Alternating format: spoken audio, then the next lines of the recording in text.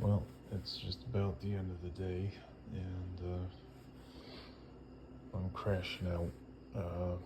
Just hope things go well tomorrow. I hit a deer last September, and unfortunately, my hood latch is finally getting busted for good, and it's gonna be hot for the next 3 days.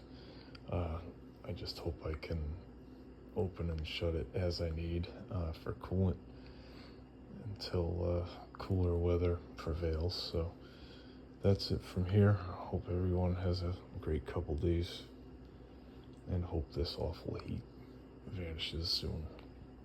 Take care.